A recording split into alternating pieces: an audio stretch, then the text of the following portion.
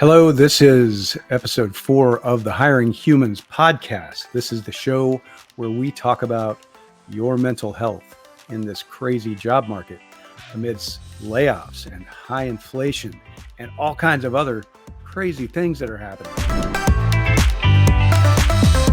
I'm joined as always by Carrie Cochran and Megan McCarthy. And welcome, ladies. How's your day? It's going great. So for this week, I actually received a rejection from a job that I applied for back in December. So, they're totally on the ball. Companies are really on top of it, and applying for 20 jobs, and so far I've gotten 9 rejections and no phone screen. So that sounds like a great candidate experience right there. It's a fantastic candidate experience, and companies really need to do something about that. And that's the reality of the job situation right now. And I'm being very intentional for what I apply for. So I can't even imagine, like 20 jobs is not that many to apply for since December. But there's so many other people out there who are applying for 50 jobs or even 100 jobs or even 600 jobs. And they've been at this for a year and a half even. Just a friend of mine who's in the employer brand space recently got hired, and she was out of work for 18 months. Yeah. So in this episode, we're going to talk about the financial implications of being laid off. We're going to touch on a couple of other topical things like the brand new non-compete rule that just came out, which will also affect how people are coping with being laid off and or fired or quiet quitting or whatever it is that's happening. And there's reasons for all of these things, right? So employers are telling their people, come back to the office. And if you don't come back, sorry, you don't have a job anymore. And that's happening to a lot of people. And then there's quiet quitting going on because of that sort of thing as well, right? And then there's very recent massive tech layoffs and financial institution layoffs. So we're going to get into all of that today. What should you do when you get laid off? We built some checklists, and Carrie and Megan are going to talk us through a little bit of that. Megan, what's happening with you? Oh, going through that very process. So helping to create a checklist, because I told Carrie this recently. I said, I wish there was a playbook. I wish that an organization or a company was obligated to give you a checklist of like, what do you do if you're laid off, if you're terminated, if, you just don't have a job and there's some financial implications to that. So I'm excited about our checklist. While that being said, it's only, based on our experiences. I think that there are a lot of other people listening that will be able to contribute to this. So I'm really excited to kind of talk about that. I was not excited to go through this process, but it is very, humanizing, right? And also just the empathy that I felt through this process has been nice. So I'm looking forward to kind of talking through some of the positive pieces of this experience. Yeah. So I think we've talked about this a little bit. Tesla has recently announced 14,000 people getting laid off. And I spoke with our friend and cohort, Jackie Johnston, about it. And on that day or the next day, her family was very stressed out, right? Because her husband works there. Now, his job wasn't affected directly, but a ton of his personnel were affected, the people who work for him. And so, there's a lot of grief that goes along with that. There's a lot of certainly interesting things that a manager has to do when this happens. There's the prospect of having to do more with less, and then, letting down these other families that that rely on the organization to keep them afloat. So that's, just one of many, and we'll call them tech sector layoffs. That's really manufacturing, but this is happening a lot.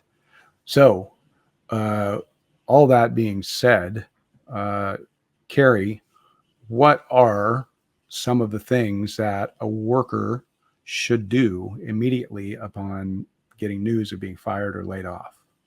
Yeah, that's a great question. And so I've been through this, I think, like 12 times so far. So kind of an expert at this.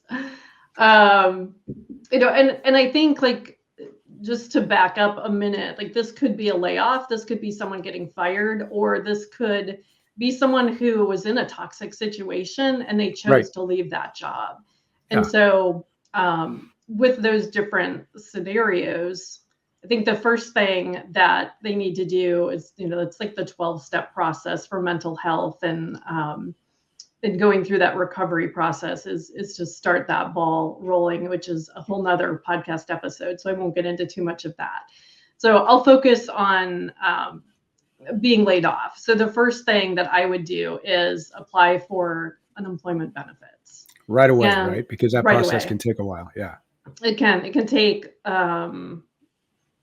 in Oklahoma, it actually wasn't that bad. I think it was only like 2 weeks, and then they sent me my first check. So that's pretty great. Yeah. That is pretty good.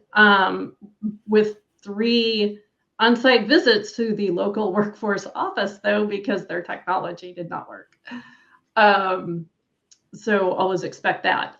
So apply for unemployment benefits. If for some reason, if that doesn't work online, which it may or may not, then you'll have to go into a local office. Make sure you take those 2 forms of ID so you don't have to go back home and pick those up again. So did that too. 3 trips to the office in 1 day. That was fun. But definitely apply for unemployment benefits. And then, is there anything else that you have to bring other than 2 forms of ID? Do they want like a bill with your address on it or anything? Right. No, exactly. It's there's a list of things on the website which you can bring. It's usually a passport, a driver's license, your birth certificate, I-9 verification items. All of those. Yeah. And yes, so just make sure that you do have those if you have to go in person. Mm-hmm. But beyond just applying for those benefits, the advice that I have given many people before, which I really am terrible at following myself, is to not immediately start your job search and give yourself at least 2 weeks to absorb what has happened and to process it. And sometimes people can do that. Like if you're in a dual income family, maybe that's a little bit easier. If you're single, maybe it's not quite as easy because you're only relying on yourself. But just take 2 weeks to process what happened and work through some of that, and don't dive right into a job search. Interesting. All right. Okay. And then beyond that, so we've filed for unemployment. We've given ourselves some grieving and processing time. Is there a checklist you need to start making for yourself about your job search? Is there a spreadsheet? Is there, right? Where in the world can you go to find resources about exactly what you should do? Yeah, that's a great question. I actually, the app that I'm using, it's called Teal. And Teal, T-E-A-L? T-E-A-L. Okay. And it keeps track of your job search. And there's a Chrome extension, and there's a free version, there's a paid version. And it keeps, whatever you've applied to, it can pull that job in, and you can say like what level you're at. Like, did you apply? Did you interview? Were you rejected? And things like that. It's so much easier than using spreadsheets. Right. Well, I mean, it almost sounds like a job candidate's version of an applicant tracking system. Yes, very similar. And one of the things that unemployment will ask you is that, and at least it's in Oklahoma, I don't know if this is like across the entire US or not, is you have to make at least 2 job applications or reach outs, or an effort of at least 2 per week. And at times they will ask to see that information. And so instead of having to remember or keep track of that on a spreadsheet, when you use this software, it's all right there. And it's very simple, easy access, where you could just give that to the person at unemployment and say, yes, I've done my due diligence. Here it is. Yeah, that's good. That's great. All right. So, Megan, I believe you started putting together an actual checklist. I did. And talk us through some of this. Yeah, I was going to say, I've mentioned this to you guys a few times. I'm also going through some health issues. So on top of the unemployment aspect of this, I also have to think about my health insurance. And medical bills that I've accrued, also just different appointments that I have to go to that I cannot not go to. So some of the things that we have to think about are, healthcare.gov, right? So that is federal. I think that goes a little bit faster than my experience. As Carrie mentioned, her experience, it was a little quicker with unemployment. Mine has not been. I actually ended up going to speak with my legislator to understand and get the ball rolling for getting support with unemployment, and understanding where that was. I started the process right away. I also agree with Carrie to give yourself that mental health break. But at the same time, unemployment clock does tick. So if you're not in a financial situation to give yourself that grace, you do have to start applying immediately and claiming that. I also use Teal. I've heard about that as well, and Carrie and I have talked about that. So yeah, there's definitely some things that I think would have been helpful to know. I unfortunately feel like after almost like a month and a half in, it just stinks to be on your own with that. So it's just been lovely to have like so many sympathetic people between the healthcare industry and also like my legislature to say like, we are so sorry you're going through this. Let's get on this right away. Because I think that it's just been a pitfall after a pitfall and very daunting. So, yes, I did start that checklist and it'll be linked out on our podcast episode. But take it from us. Don't do this on your own. Ask for help. Ask for resources. Absolutely. Ask for resources. So some companies have health plans that you can extend with COBRA, right? For anywhere from 18 to 36 months, if you can afford it. Right. It's very expensive. Depending on your seniority, you may get your benefits paid for a certain amount of time if you're lucky enough to be in that situation, but most people are not. And so, healthcare.gov is better than nothing, right? I mean, certainly it is. And if you do have, a health condition of any kind, you really need to have that sort of insurance. But also, there's a whole network of doctors now that are accepting plans from like Walmart and other organizations that are creating these sort of mini healthcare plans. And then there's a whole other subset of doctors that will just accept cash. No problem at all. In fact, you can, if you're fairly healthy, you can get through quite a bit of life without health insurance if you have to. Going too long without health insurance at a certain age can present a problem getting health insurance back at a certain point. So you don't want to go forever. You don't want to go years without health insurance, because then you might be required to do a physical exam and other things in order to get insured. Don't forget about life insurance. If you had life insurance with your employer, you need to check on that and transfer whatever that plan is, or cash the money out of it. There are tax implications for this, but you need to not forget about that, because a huge majority of workers pay into a life insurance plan with an employer and don't do anything with it on their way out. There is a great article on NerdWallet that Carrie found that has a whole lot of resources, including what to do if you're worried about being laid off. I love this. Build up your emergency fund. Make a list of items in your budget you can do without if needed. Update your resume and your job profiles for sure. And then there are community resources. If you're in dire straits, the USDA has a national hunger hotline. There is 211.org. There are food pantries. There are plenty of community resources you can look into if you're really having hard times. You want to triage your finances and really look at the things that you can do without quickly. Contact your banks and lenders. Let them know what your situation is. Most of the time, they will be flexible with you on repaying things if you have debt. So all of these things are prudent things to do maybe during that 2 weeks that you're not looking for a job after you've been laid off. Certainly, if you know that layoffs are, on the horizon, start getting all that in order today. And then Craig, just to add on to that too, because this is something that I had to learn. I had never experienced this in North Carolina before. In other states that I've lived in, I had.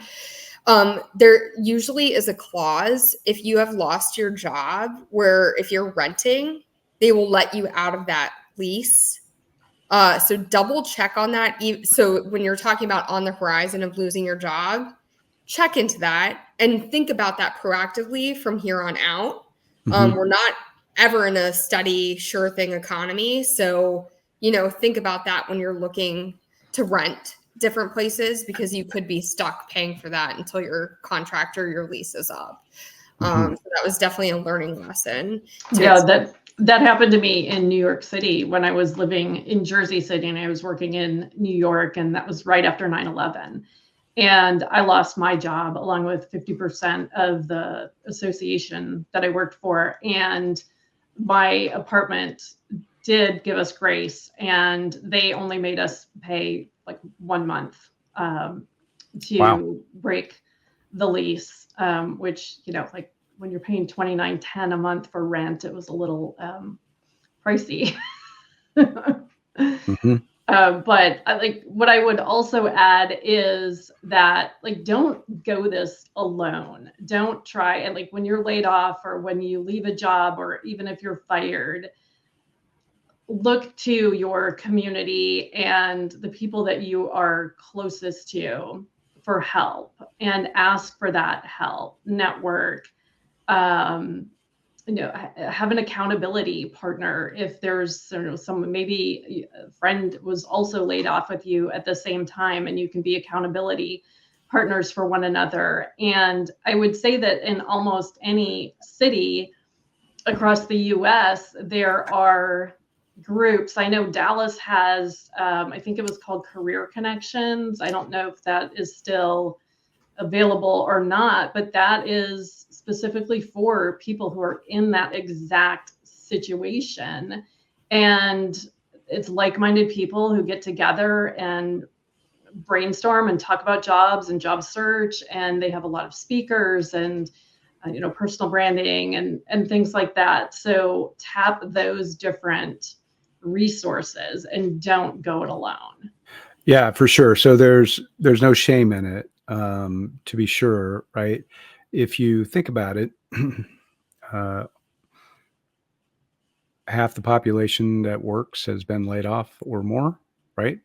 Maybe 70%, maybe 90%. I mean, that's even if you're fired, right? Sometimes a layoff isn't exactly in the employer's best interest. So they actually fire people in this situation where people aren't willing to move back across the country to go back in a physical office. There are reasons. There are always reasons for what your situation is, and people don't judge you as harshly as you think they do. So certainly reach out. Certainly don't be prideful. And you're right, Megan. Pride does pride will make you poor, for sure. I want to mention real quickly, Carrie, I have spoken to those Career Connections events many times over the last 20 years to give job seekers some guidance. And one of the things that I always bring up is we talked about your former employer's life insurance. Don't forget about the 401k that you've been contributing to as well. So the technical IRS mechanism to move that money tax-free is to move it into a simple employment plan, right? So it's a SEP, and generally you're going to need some sort of broker, Edward Jones or somebody like that, to set it up for you, but you can technically set it up for yourself. So in theory, there are ways, do your research, to move your whatever it is, 401k plan to some sort of IRA, an individual retirement account. And you definitely want to not forget to look into that, because even if it's just a little bit of money, all right, it's money you worked for, and it's your money. So don't forget about that. Finally, I guess I want to say that when you're in this situation, you need to talk to yourself. Carrie, you sent me an interesting list of a mantra to tell yourself a couple times a day. And I think that's good advice. I think that, you need to turn on your camera on your computer, right? And record a daily journal, right? This is what I'm doing today. I've set aside an hour here for this, an hour here for that. Be organized, right? And talk about your plans and your progress, and say it as if you're telling someone else, like one of your good friends. One of the good reasons for this is when you do get into a situation where you're interviewing with an employer, it's much easier to recall what you've been doing if you're talking about it like this every day. You're practicing, you're explaining what your situation is, what happened with your former employer, what your goals are, what your desires are, right? And what you really want.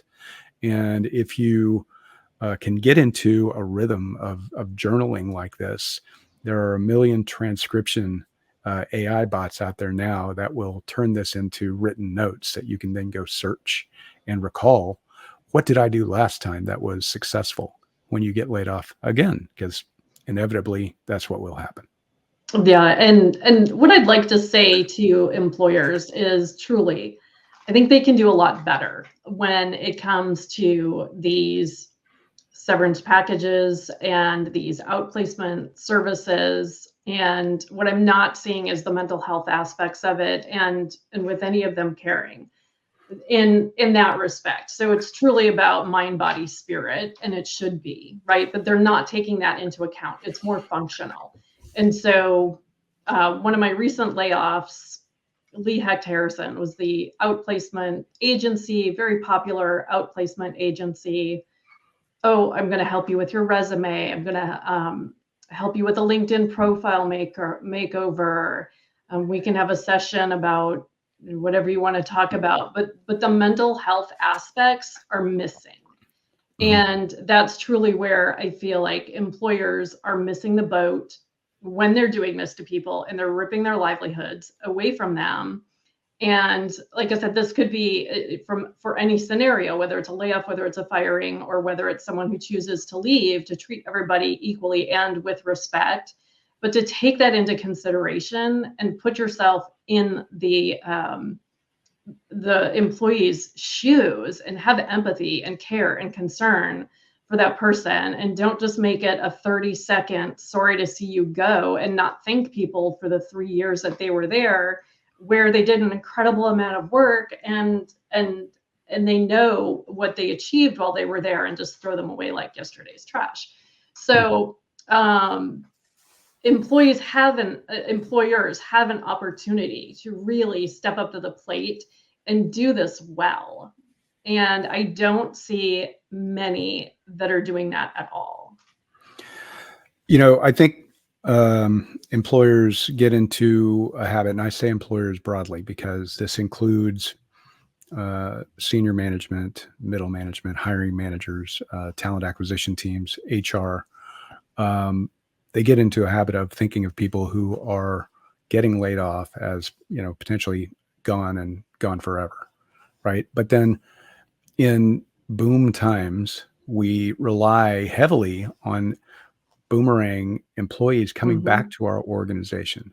And so at the time you're doing these layoffs, you've got to think about how you're treating people on the way out the door. Well, Carrie, what you were saying is if employers did this just a little bit, how quickly could it affect their, review scores on Indeed and Glassdoor and places like that? Oh, absolutely. Yeah. Treat people with kindness on the way out, and they'll treat you with kindness. Right. But we talk about that from a referral perspective too. So even if it's not, I'm boomeranging back, I can certainly refer somebody because I know it's a good organization. And from a product perspective, I can still buy your product. I'm still a customer at the end of the day. Yeah. So it's a revenue driver just as much. A little bit of communication, maybe a little bit of automation, certainly a little bit of heart and humanity all goes a long way in that situation. And so, weary job seeker, we're here for you. We'll be back with new episodes each week, and we'll dive more into sort of some of these economic ramifications, what to do, how to feel. We're going to have more guests. We're going to talk about the latest news and hopefully eventually get to a good forecast for hiring in this wacky, wonderful, wild couple of years that we've been in. But rest assured, the information that's coming out of the Bureau of Labor Statistics about a strong job market and low unemployment should be taken with a grain of salt. You're not crazy. It's hard to get a job right now, and a lot of us are unemployed. Thank you for joining Hiring Humans. We'll see you in the future.